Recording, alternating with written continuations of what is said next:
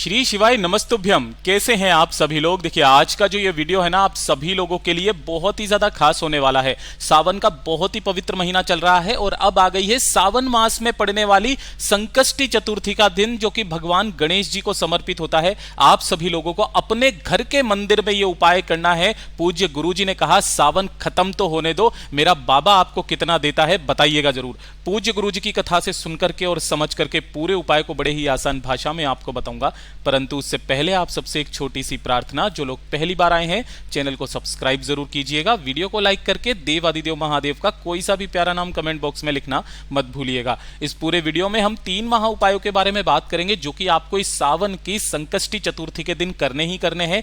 ध्यान से सुनना, समझने की कोशिश करना। सबसे पहले बात करते हैं पहले वाले उपाय की। देखिए पहला वाला जो उपाय पूज्य गुरु जी ने बताया घर के मंदिर में आपको अपने करना है, तो 2 कारणों से बताया है।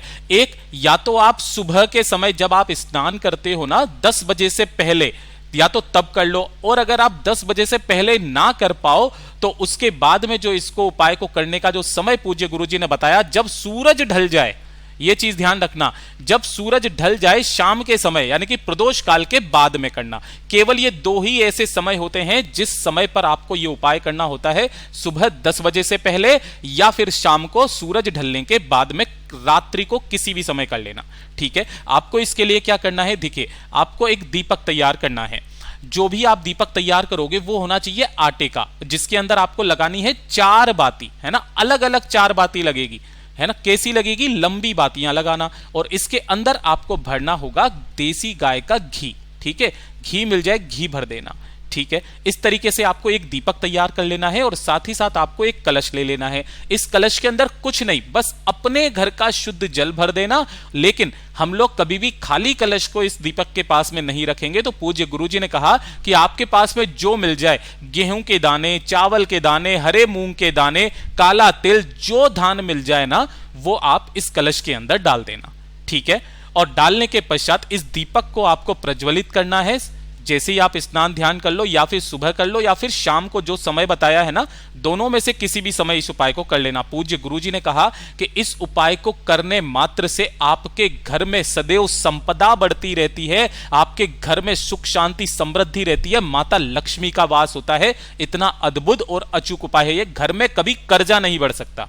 आपको अपने घर के मंदिर में क्या करना है, जहां पर भी गणेश जी का स्थान है, उस गणेश जी के स्थान के सामने आपको सबसे पहले उस कलश को रख देना है। और उसी कलश के पास में जो 4 बत्ती का दीपक आपने बनाया है, उस 4 बत्ती के दीपक को जला करके यहां पर भगवान गणेश जी के पास में रख देना।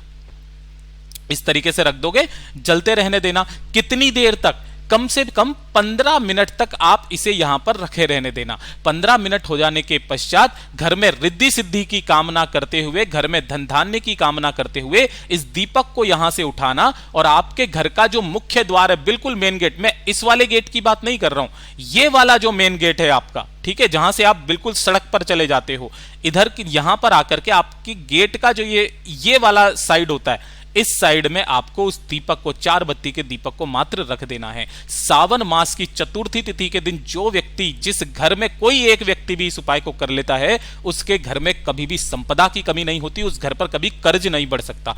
पूज्य गुरु जी का बहुत अद्भुत और अचूक उपाय है, जरूर कीजिएगा। और दूसरा वाला जो उपाय है, 9 शमी के पत्तों वाला उपाय, जो कि सिर्फ और सिर्फ संकष्टी चतुर्थी के दिन किया जाता है, इस वाले उपाय को तो करना बिल्कुल भी मत भूलिएगा। यह चीज ध्यान रखना। देखिए अगर आपके जीवन के दुख कष्ट खत्म नहीं हो रहे हैं, एक के बाद एक तकलीफ आती चली जा रही है, कोई कामना है, भोले बाबा से बोल बोल करके थक गए लेकिन वो कामना पूरी नहीं हो रही है, तो ये 9 शमी के पत्तों वाला उपाय इस सावन मास की संकष्टी चतुर्थी के दिन करना मत भूलिएगा। पूज्य गुरुजी ने कहा जब मौका मिल जाए, जब समय मिल जाए, चाहे सुबह, चाहे दिन में, चाहे शाम को, चाहे रात को, किसी भी समय पर 9 शमी के पत्ते आपको लेने हैं। किस तरीके के पत्ते लेने हैं, देखिए यहां से जब आप तोड़ते हो ना, तो ये जो पूरा गोले में बनाया, ये 1 शमी का पत्ता है। इस तरीके से आपको कितने 9 शमी के पत्ते चाहिए। 1 लोटा शुद्ध जल अपने घर का लेना है। और इसके अलावा जो सबसे महत्वपूर्ण चीज है वो है एक दीपक। जो दीपक आप लोगे वो किसका होना चाहिए, गोल बाती का दीपक। इस चीज के बारे में ख्याल रखना। कौन सा होना चाहिए? गोल बाती का दीपक होना चाहिए। उसके बाद में इसके अंदर भरना क्या है? गौ माता का घी भरना है। और इन सभी को लेकर के आपको पहुंचना है भोले बाबा के मंदिर में शिवलिंग के पास। जैसे ही आप यहां पर पहुंचोगे, उत्तर दिशा नॉर्थ डायरेक्शन की तरफ मुख करके खड़े हो जाना। अब उपाय करने का खास नियम तरीका सुन लीजिएगा। बहुत सारे YouTube चैनल मैंने ऐसे देखे हैं जो कि अपनी गिनती भूल गए और उन्होंने गलत तरीके से आपको बता दिया। जैसे ही आप यहां पर पहुंचते हो, किसी भी दुख कष्टों को खत्म करने की कामना करके या अपनी कामना की पूर्ति के लिए, तो सबसे पहले 1 लोटा शुद्ध जल भोले बाबा की शिवलिंग पर चढ़ाया जाता है। ओम नमः शिवाय, श्री शिवाय नमस्तुभ्यम पंचाक्षरी मंत्र या षडाक्षरी मंत्र का स्मरण करते हुए जब यह पूरा जल समर्पित हो जाए, उसके बाद जो आपके पास में 9 शमी के पत्ते हैं, उन 9 शमी के पत्तों में से 5 पत्ते आपको एक तरफ रखना है, 3 पत्ते आपको एक तरफ रखना है और 1 पत्ता आपको एक तरफ रखना है। 3 हिस्से उसके कर लेने हैं।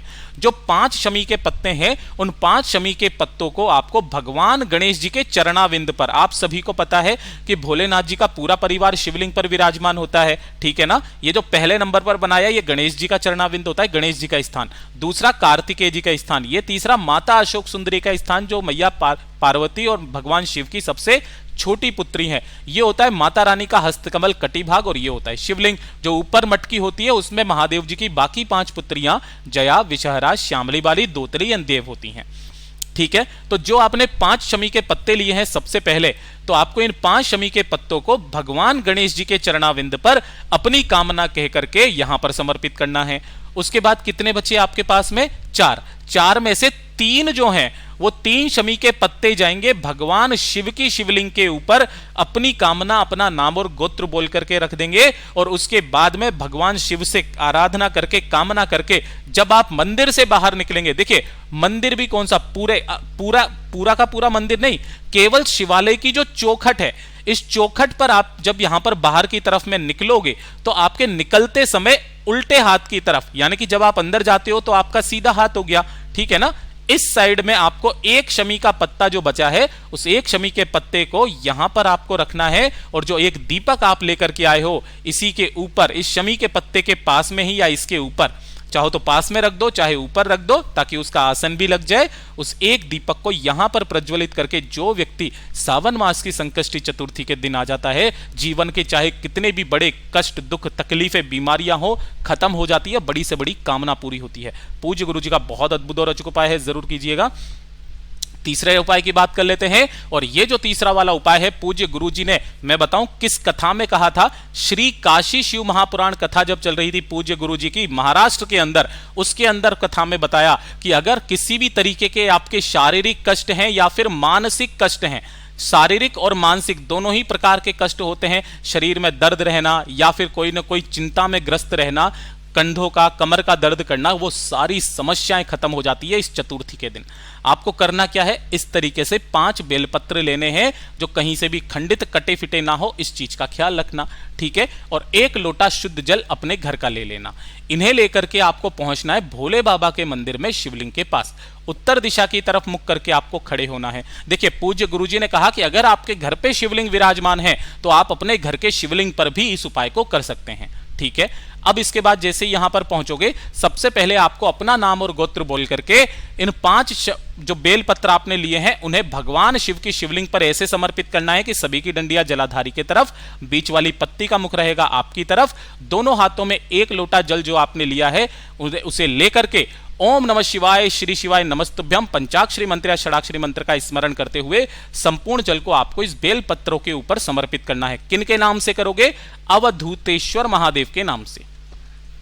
अवधूतेश्वर महादेव के नाम से समर्पित करना। समर्पित कर देने के पश्चात भोलेनाथ से विनती करके, कामना करके इन 5 बेल पत्रों को आपको उठाना है। उठा करके अपने घर पर लेकर के आ जाना है। और घर पर लाने के पश्चात उस दिन के बाद से जैसे ही आप सुबह के समय उठोगे तो ना ही आप कुछ खाओगे ना ही पियोगे, सबसे पहले 1 बेलपत्र उठा करके चबा चबा करके खा लेना अगले 5 दिन तक। और अगले 5 दिन में भोले बाबा आपकी कितने कष्टों को दूर करते हैं कमेंट बॉक्स में बताइएगा जरूर। ये खुद पूज्य गुरुजी की लाइन है।